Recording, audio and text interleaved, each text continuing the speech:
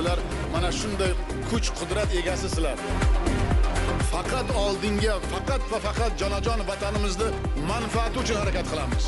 Biz kechagidan bugun ko'proq o'qishimiz kerak. Kuch sizlarning qo'llaringda.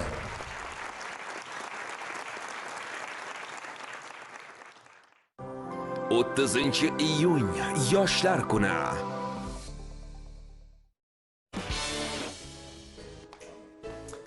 Mana shunaqa gaplar aziz do'stlar. Barchaga a'lo kayfiyat hamroh bo'lsin kun davomida. Biz siz bilan yana oldindagi 60 daqiqa mobaynida Lobarxon siz bilan yaxshi kayfiyatni ulashga tayyorlar, to'g'rimi Lobarxon? Birgalikda tayyormiz albatta, Diyor aka. Suhbatimiz qizg'in bo'ladi degan umiddamiz, ayniqsa yoshlarimiz bilan birgalikda. Assalomu alaykum. Feruzbekni ko'rib xursand bo'lyapmiz. Feruzbek IT sohasi bo'yicha eng yosh bir ixtirochilardan do'stimiz. Bugun biz texnologiyalar asrida, IT texnologiyalar asrida yashayapmiz. Haqiqatan ham bu soha kundan kunga rivojlanyapti. Robototexnika sohasida ilg'or yutuqlarni qo'lga kiritib kelayotgan yoshlarimizdan hisoblanadi desak mubolag'a bo'lmaydi. Xush kelibsiz. Bugungi bayram muborak bo'lsin. Avvalo assalomu alaykum. Va alaykum assalom. Sizlarni ham bayramlaringiz bilan tabriklayman. Bizlarni kuzatib turgan televideniyadagi insonlarni ham va televideniyada ishlayotgan insonlarni ham tabriklab qolamiz. Rahmat. Qanday kayfiyat, o'zi bayramona kayfiyat yaxshimi sizda? Ha, kayfiyat 100. Juda ham a'lo darajada. A'lo darajada. Yosh olimlarda bugungi kunda nima gaplar? Robototexnikada nima gaplar? Shundan gapiring, ixtirolardan gapiring. IT olamidami? Ha. IT olamida hozircha biz ikkita yangilik qildik. Bu birinchisi insonlarga, xalqqa universal pult, ya'ni bir nechta pultni bitta pultda jamlash imkoniyatini beradigan pult. Bu narsani chet elda analogi bor. Uni agar O'zbekistonga kiritmoqchi bo'lsangiz, taxminan 5-6 million pul ketib qoladi. Va biz o'sha ikkala qurilmani ham olib kelganmiz. Yana hozir. Qani? Hozir bu xohlagan eshigimizni ochadi-da, to'g'rimi? Bu chastotalarni nusxalab turib, o'sha pultni ishlatadi. Ana. Bu chet elning qurilmasi. Ha, bu chet elda, u original. Birinchilardan bo'lib ular yaratgan-a buni. 2021-yil, aniqroq 2020-yil ishlab chiqarilgan, 2021-yildan ommalashib ketgan. Ha, bu qani keling hozir birgalikda sanaylik. Qancha eshiklarni yoki to'siqlarni ochadi? Mana shu bitta universal pult. Bu ochig'i bir nechta pultni ochadi. Sababi, ya'ni kim universalligi nimada demoqchi? Buni kuchli tomoni bu chastotalar bilan, RFID'lar bilan ishlay oladi. Ya'ni buni oddiy tushuntirganda, sizni oddiy pultingizni chastotasini, ya'ni chiqaradigan signalni nusxalab olib, o'sha signalni qayta chiqarish orqali sizni ruxsatingiz o'sha eshikni ochishi mumkin. Ya'ni mana shu bu shu uchun qimmat. Bu biza yasagan qurilma. Bu milliy brend. Ana bu farqli ravishda bu displeyli, ya'ni boshqarishga qulay. Buni ochig'i 1 yil vaqtim ketgan. 1 yil? Ha. Made in Uzbekistan. Loyiha ustida o'zingiz ishlagansiz, shundaymi? Loyiha ustida o'zim ishlaganman. Bitta o'zingizmi yo jamoa bo'libmi? Buni ustida o'zim ishlaganman, shu uchun ko'p vaqt ketib qolgan. Jamoaviy ishda tez bo'ladi, bu narsani inkor etib bo'lmaydi. Buni ana endi esa narx haqida gaplashaylik-da, yurtdoshlarimiz bilsin. Mana buni aytdingiz endi. Bu endi originali. Aytaylik 5-6 million. Ha, o'zbek so'mida. Million so'm. Ha, million so'm. Bu O'zbekistonga AliExpress boshqa chet elni yetkazuvchi internet magazinlardan 5-6 million so'mga keladi. Qaratsangiz bo'ladi. Bu endi o'zimiznikicha.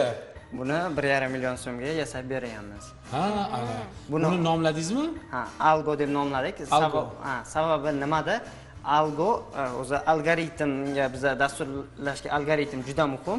Algoritm Al-Xorazmiy nomidan olingan. O'sha algoritmni boshlang'ich 4 tarifi Algo'ni beradi. Algoritm deb nomladingiz. Bu ishlaringizni qayerlarda tatbiq qildingiz? Hozirda ijtimoiy tarmoqda blog yurgizaman. 11 mingdan oshiq inson kuzatadi. Avtomatlashtirish bo'yicha shu qurilmalarni olib chiqamiz va bir nechta joyda avtomatlashtirish bo'yicha loyihalar olib boramiz. Hozirda ham yaqinda bitta loyihani tugatdim.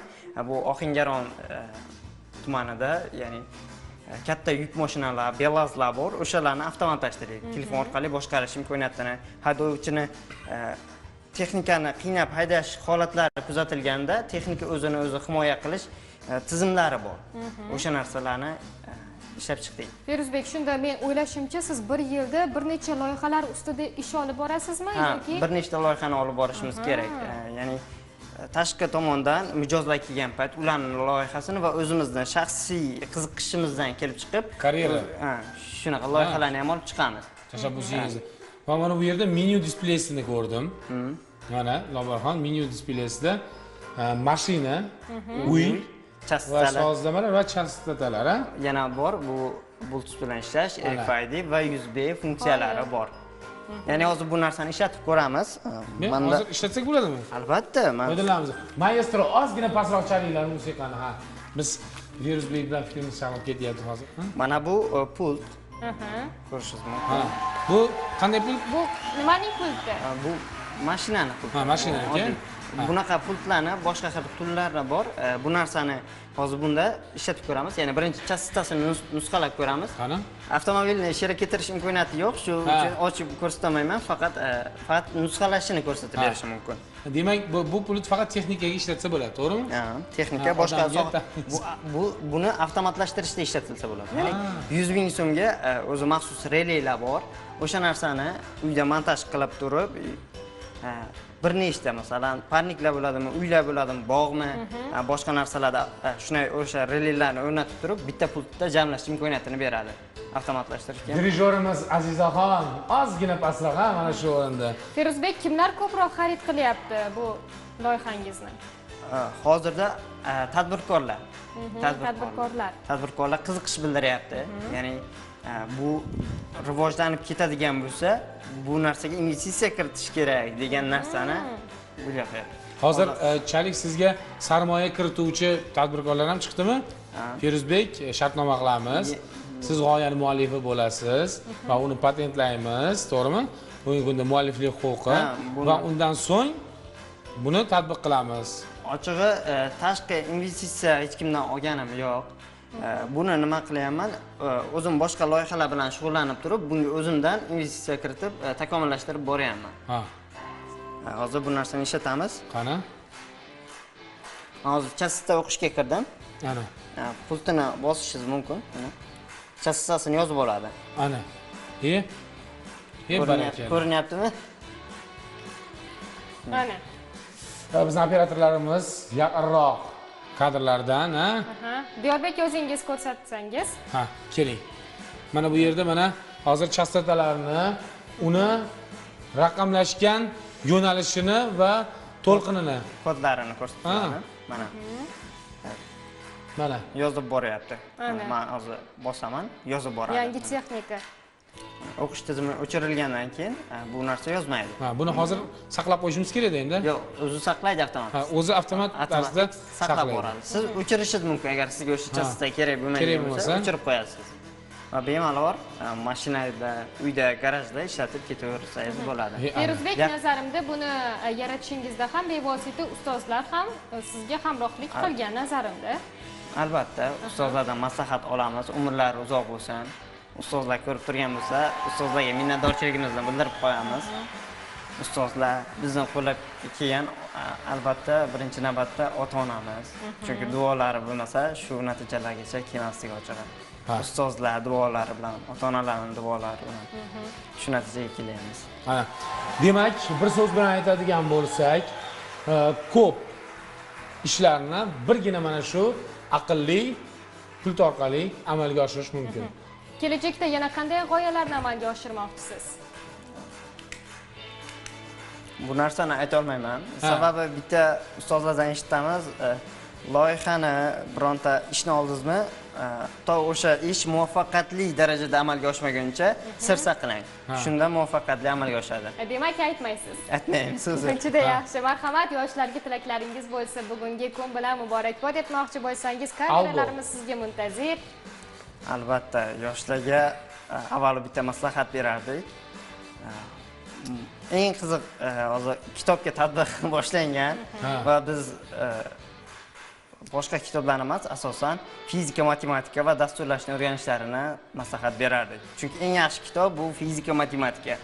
deb ayta olasiz. Ayta olaman. Mana bizdan so'rasangiz, biz yaxshisini biz romanchilik, adabiyot deymiz-da. Ha, shu. Chunki xalqimizga mutaxassislar kerak, muhandislar kerak, Olimlar kerak. olimlar kerak. Agar shular ko'paysa, rivojlanish bo'ladi. O'zimizda ishlab chiqarishlar bo'ladi. Chet elda masalan ana bu 5 million, 6 millionlik qurilmani o'zimizda yasash imkoniyati bo'ladi.